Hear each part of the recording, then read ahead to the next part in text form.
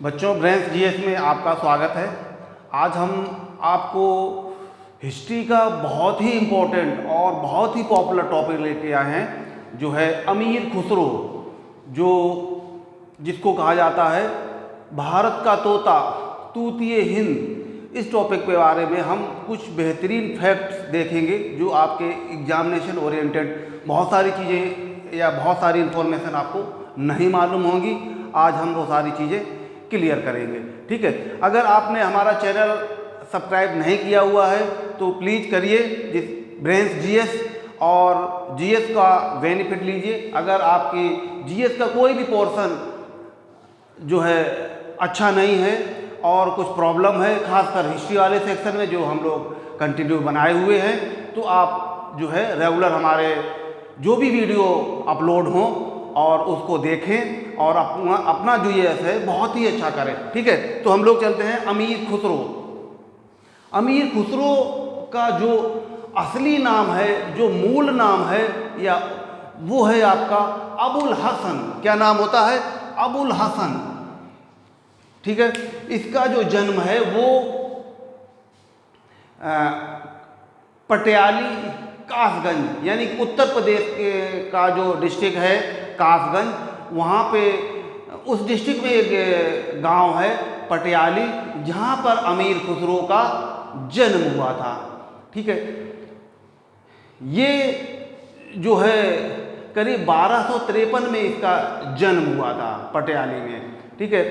ये जो है बाल्यावस्था में करीब 7 वर्ष की आयु में इसके फादर का देहांत हो गया और 7 वर्ष की आयु में इसने रचनाएं करना स्टार्ट कर दिया। यानी कि बाल्यावस्था में जो है ये अमीर खुसरो ने रचनाएं करना शुरू कर दिया था। और अमीर खुसरो को जो है अलग अलग नामों से जाना जाता है। ये कवि भी है, शायर भी है, गायक भी है, संगीतकार। ये सारे गुण जो हैं इसमें कूट कूट के भरे हुए हैं। इसीलिए जो है अमीर खुसरो को तूतिए हिंद उपनाम से भी जाना जाता है। भारत का तोता, तूतिए हिंद, या भारत की आवाज़ अलग के नामों से भी इसको जाना जाता है। तूतिए हिंद, भारत का तोता और भारत की आवाज़ के नाम से इसको जाना जाता है। और अमीर खुसरो, आप बहुत सारे बच्चों को बिल्कुल ही नहीं मालूम होगा कि बहुत सारे इंस्ट्रूमेंट्स हैं, कुछ संगीत हैं, उसने आविष्कार किया।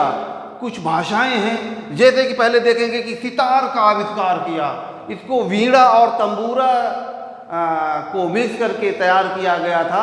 तो सितार का आविष्कारक माना जाता है अमीर खुसरो को। सेकेंड है तबला, तबला का आविष्कार भी माना जाता है। शतरंज जो खेल होता है इसका भी आविष्कार माना जाता है अमीर खुसरो को। भारत में बोली जाने वाली खड़ी बोली, इसका भी आविष्कारक या जनक जो है अमीर खुसरो को माना जाता है। भारत पाकिस्तान में जो अधिकांशतः कव्वाली बोली गाई जाती है, तो कव्वाली का भी जनक किसको माना जाता है? अमीर खुसरो को।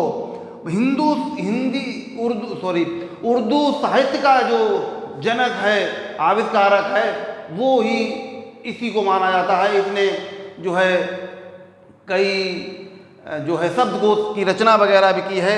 ख्याल और तराना जो संगीत शैलियाँ हैं, इसका भी आविष्कार किया। तो अमीर खुसरो जो है कई चीज़ों का आविष्कारक माना जाता है भारत में। तो इसका बहुत ही पॉपुलर काम रहा है अपने समय में।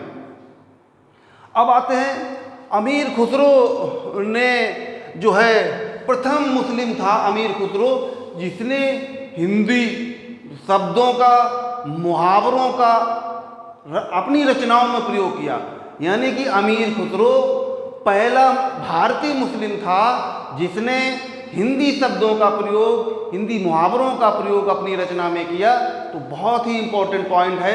अगला पॉइंट हम लोग देखते हैं कि अमीर खुसरो ने दिल्ली सल्तनत के 8 सुल्तानों का शासनकाल देखा है। यानी कि बलबन से लेके गियासुद्दीन तुगलक तक 2 दिल्ली सल्तनत की, दिल्ली की राजगद्दी पे जो भी सुल्तान बैठे थे, उनके शासन को उसने देखा।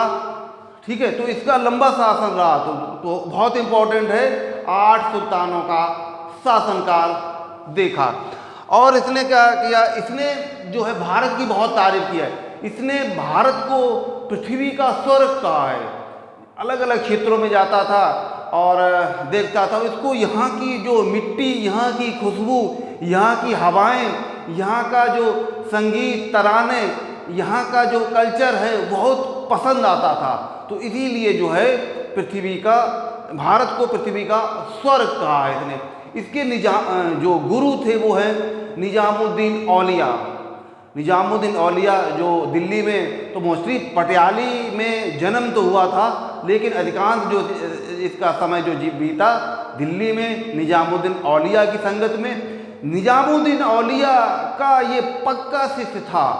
कहा यह जाता है कि निजामुद्दीन औलिया के मृत्यु के अगले दिन इसने भी अपने प्राण त्याग दिए कि अब मेरे गुरु ही नहीं है, मेरे जो आदर्श मार्गदर्शक, तो जो सूफी संत निजामुद्दीन औलिया, जिनकी जो मूलतः दिल्ली के निवासी हैं, और उनके देहांत के अगले ही दिन जो है अमीर खुसरो ने अपने प्राण त्याग दिए, यानी अबुल हसन ने अपने प्राण त्याग दिए।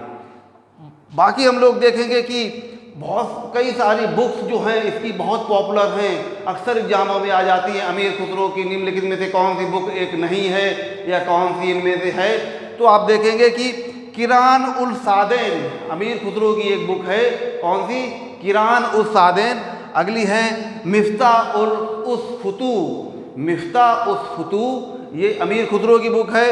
और अगली है खजाइन उस फुतू, अमीर खुसरो की थर्ड जो है खजाइन उस फुतू। फिर अगली बुक है आशिका। आशिका ये अलाउद्दीन खिलजी क्या बेटे की और देवल देवी की प्रेम कहानी के बारे में जो है वर्णन मिलता है, वो खिज्र खां जो अलाउद्दीन खिलजी का बेटा था उसकी।